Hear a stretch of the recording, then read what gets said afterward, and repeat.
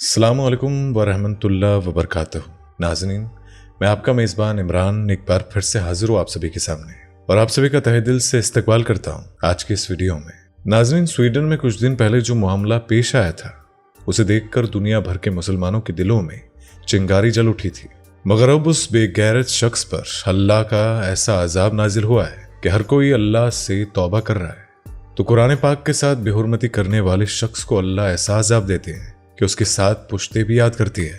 तो नाज़रीन, स्वीडन में कुरान पाक को जलाने वाले शख्स का भी बुरा हाल हो चुका है। तो क्या है ये पूरा मामला, बताएंगे आपको आज के इस वीडियो में, तो इस वीडियो को आखिर तक जरूर देखिएगा। नाज़रीन, स्वीडन में एक शख्स ने कुरान पाक को वहां की शाही मस्जिद के सामने जला दिया था और हर मुसलमान कुरान पाक की बेहुरमती को देखकर गुस्से में आ गया था।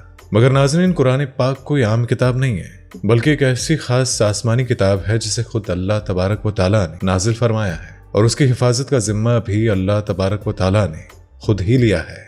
इसलिए कोई भी शख्स जब कुरान पाक की बेहुरमती करने की गुस्ताखी करता है तो उसके साथ अल्लाह ऐसा मौजूदा पेश फरमाते हैं कि देखने और सुनने वालों की रूह तक कांप जाती है। नाज़रीन, बकरा ईद के मुकद्दस मौके पर स्वीडन में एक शख्स ने वहां की शाही मस्जिद के सामने जब कुरान पाक को जलाया तो वहां पर बहुत तादाद में लोग थे और पुलिस बस तमाशबीन बनी हुई थी। और दरअसल जिस शख्स ने कुरान पाक को जलाया था वो पहले से ही तैयारी करके आया था और उस शख्स का नाम सलमान मोमिका है, जो इराक देश का ही रहने वाला है। मगर साल 2015 में भागकर गैर कानूनी तरीके से स्वीडन आ गया था। वो लंबे अरसे से इस्लाम को नीचा दिखाने और कुरान पाक को जलाने के लिए स्वीडन सरकार से इजाजत मांग रहा था। और इससे पहले इसी साल जनवरी में भी इस शख्स ने कुरान मजीद को जलाने की कोशिश की थी, लेकिन उस वक्त उसे रोक दिया गया था। लेकिन इस बार सलमान मोमिका ने स्वीडन की एक अदालत से कुरान पाक को जलाने की इजाजत मांगी थी। और बहुत ही शर्म और जिल्लत की बात तो यह है कि स्वीडन की सरकार ने बचकाना हरकत करते हुए उस शख्स को कुरान पाक जलाने की इजाजत दे दी थी। और न सिर्फ सलमान मोमिका ने कुरान पाक को जलाया, बल्कि जलाने से पहले कुरान पाक की बेहुरमती भी की। और नाज़रीन, ये सलमान मोमिका किसी भी मजहब या धर्म में यकीन नहीं रखता है, इसी वजह से इस्लाम को नीचा दिखाने की पूरी कोशिश करता रहता है। मगर स्वीडन में ऐसा वाकया होना बहुत ही शर्मनाक है। तो सलमान मोमिका के कुरान पाक को जलाने के बाद दुनिया भर के लोगों ने स्वीडन में हुई शर्मनाक घटना पर अपनी राय रखी थी। ज्यादातर देशों ने स्वीडन में कुरान पाक को जलाने को गलत ठहराया और स्वीडन की अदालत के फैसले पर सवाल भी खड़े किए। दुनिया के सभी मुस्लिम देशों ने स्वीडन से इस बात के लिए जवाब तलब भी किया था और मुस्लिम देशों से फटकार पड़ने के बाद स्वीडन कोर्ट ने इस वाक्य की बुराई भी की थी। मगर स्वीडन कोर्ट के एक फैसले ने स्वीडन में कुछ दिनों तक काफी गर्मजोशी बनी रही। स्वीडन में हुए शर्मनाक मामले के बाद उस शख्स के खिलाफ स्वीडन की कोर्ट ने मुकदमा दर्ज कर उस शख्स पर कार्रवाई करनी शुरू कर दी थी। लेकिन फिर भी स्वीडन में इस मामले के बाद से लोग उस शख्स को बहुत सी बद्दुआएं दे रहे थे। और नाज़रीन, आपको बता दें कि पुलिस उस बेगैरत शख्स को सजा सुनाए या न सुनाए, मगर अल्लाह का अजाब उस शख्स पर ऐसा नाजिल हुआ है कि कोई भी शख्स कुरान पाक की बेहुरमती करने से पहले 100 दफा सोचेगा जरूर। इसी वजह से नाज़रीन, चलिए आपको बताते हैं कि स्वीडन में कुरान पाक के साथ बदसलूकी करने वाले शख्स के साथ अल्लाह ने ऐसा क्या किया। तो नाज़रीन, जिस दिन से सलमान मोमिका ने कुरान पाक को अपने नापाक हाथों और इरादों के साथ छुआ था, तो उसके बाद से ही उसके साथ बुरा होना शुरू हो गया था।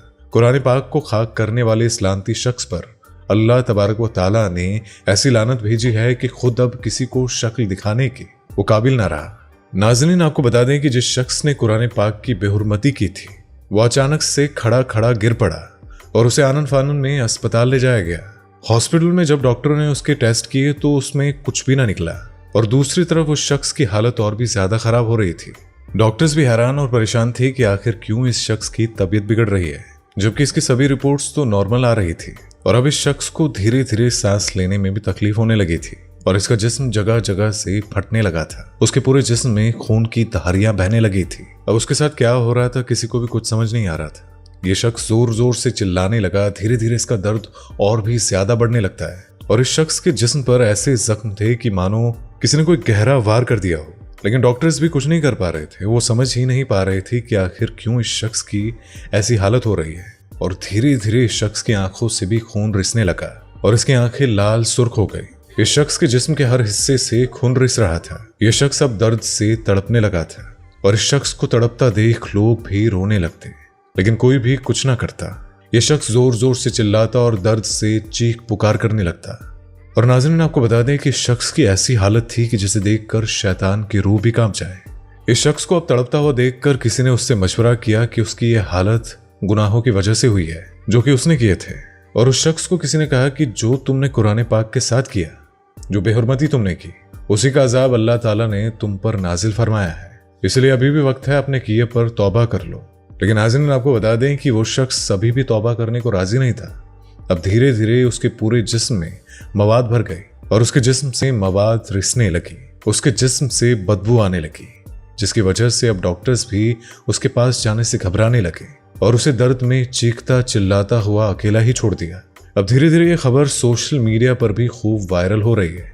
नाज़रीन, आपको बता दें कि यह शख्स अब भी अस्पताल में जिंदगी और मौत की लड़ाई लड़ रहा है, लेकिन किसी के भी दिल में इस शख्स के लिए हमदर्दी और प्यार बिल्कुल नहीं है। यह शख्स बहुत घमंडी, बहुत गुरूर वाला है और अब भी अल्लाह तबारक व तआला से तौबा करने को बिल्कुल राजी नहीं है। यह शख्स डॉक्टर से जहर का इंजेक्शन लगवाने की दरख्वास्त करता है, क्योंकि ऐसी जिंदगी जीकर वो करेगा भी तो क्या करेगा। इसलिए नाज़रीन, आपको बता दें कि डॉक्टर्स ने अब इस शख्स का इलाज बंद कर दिया है और अभी इस शख्स अपने आखिरी दिनों को ही गिन रहा है। तो इसलिए नाज़रीन, बेशक अल्लाह सबसे बड़ा है और कुरान पाक ही वाहिद ऐसी नूरानी किताब है जिसे अल्लाह तबारक व तआला ने खुद नाजिल फरमाया है और खुद ही उन्होंने इसकी हिफाजत की जिम्मेदारी ली है।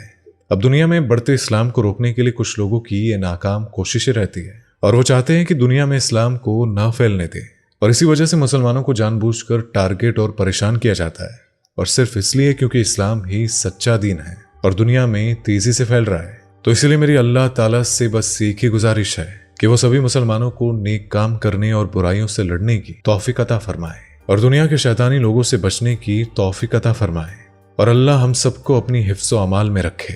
आमीन अल्लाहुम्मा आमीन। तो नाज़रीन, आज की इस वीडियो को लेकर आप क्या कहना चाहते हैं? तो अपनी राय का इजहार कमेंट में जरूर बताइएगा।